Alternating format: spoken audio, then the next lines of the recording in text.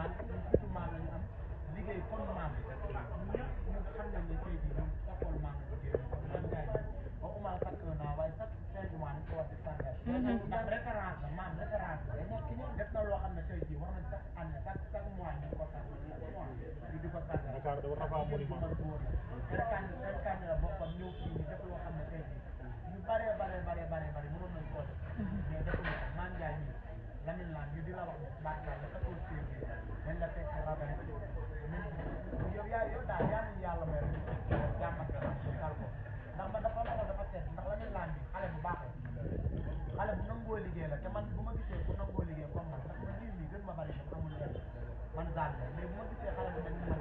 te Lamine Lam bi xale la à bas âge mu ngi ci suñu doom di liggéey waaye bu loolu weesoo mu ngi ci marché bi mu ngi ci boutique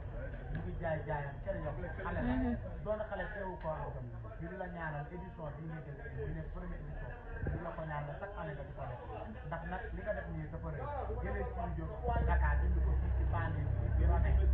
waaw indi ko studio indi ko fii ci Ravin nga xam ne studio gëj na fi depuis 2017 le 14 février nga indi ko fii suur bëggee waaw ñëpp